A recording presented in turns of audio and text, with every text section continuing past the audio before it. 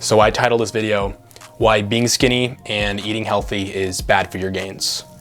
I really did consider the title, Why Do You Start to Feel Hungry When You Start Eating Healthier? But that just didn't have the same kind of ring or snap to it. So I went with the more interesting, clickbaity title. But yeah, once you start eating healthier, at least for me, I noticed that I was getting hungrier way more often. I would, finish my workout, go to my school's cafeteria, eat like a, chicken breast, have some chocolate milk and have a salad. And then 2 hours later, I was doing homework, I would just be starving to death. And that is really annoying when you're trying to get stuff done. So the point of this video is to explain why you start to feel hungrier when you start eating healthier. I'm also gonna talk about why it's sometimes okay to eat on the unhealthy side, especially when you're really lean and skinny. I'm also gonna give a few dieting tips on what you can do if you're skinny and what you can do if you find yourself in this annoying situation. So, why do you sometimes start to feel hungrier when you make the switch to healthier foods?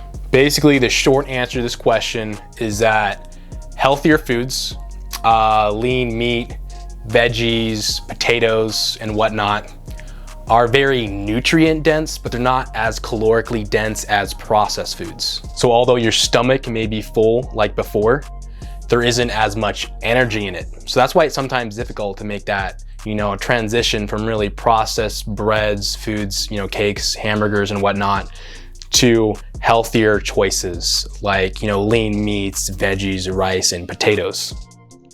So here's a graphic that gives a visual of what I'm talking about. So we have 400 calories here represented by veggies, potatoes and whole grains, meat. We have our junk food and oil and fat on the far right hand side. So obviously the oil and fat and the junk and food, processed food, is extremely calorie dense. You don't have to eat a lot of it in order for you to get a ton of energy. Whereas the meat, potatoes, and veggies, you have to eat a lot of it or a lot of volume of that food in order to get the same amount of calories in a processed food, like a McDonald's hamburger, for example. So speaking of McDonald's, let's take a closer look at a specific example which highlights the disparities between two different types of food. We're gonna look at Big Mac hamburgers versus romaine lettuce. Yeah, this is a very extreme comparison, but this will really make it easy to understand what I'm getting at. So Big Mac has approximately 560 calories. In this example, we're gonna eat 2 Big Macs.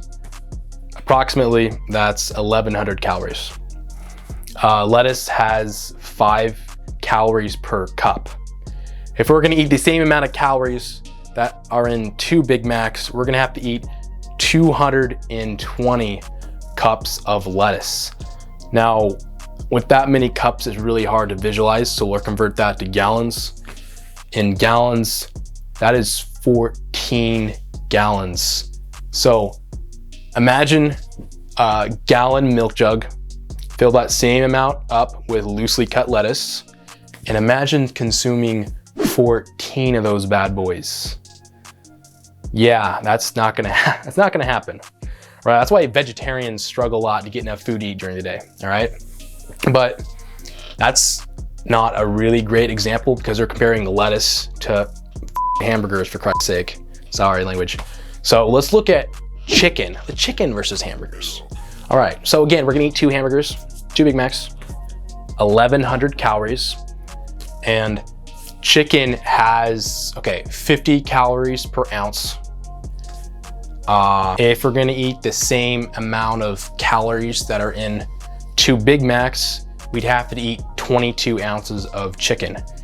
And 22 ounces of chicken is about 1.5 pounds, approximately. 2 Big Macs weigh that means you'd have to eat 60% more weight in chicken in order to eat the same amount of calories in 2 Big Macs. Yeah, that's a lot. Damn. So if you are feeling full after you've done eating food and immediately later you start to feel pretty hungry and fatigued, that is a problem. that just means you're not getting enough calories and protein. And calories, and especially, protein, what protein does contain calories, right? All food does, are really required in order to make really good quality gains in the gym, in order to build muscle and to make gains in your strength. So there are basically two solutions. The number one solution I would look into would be to just eat more meals throughout the day. This is really popular. I know, what's his name? Bill Phillips, the guy who wrote Body for Life. He really recommends following his dieting strategy where you eat little, kind of like meals that kind of like fill you up throughout the day. The pro of that particular diet plan is that yes, all the food is super healthy and really nutrient dense that you are eating. The con is that it's not really realistic for a lot of people. A lot of people have a very busy schedule and it's tough for them to follow this particular dieting plan. So the second tip, I kind of call it refeeding, cheat meals. It also kind of falls loosely in the IIFYM, or if it fits your macros philosophy.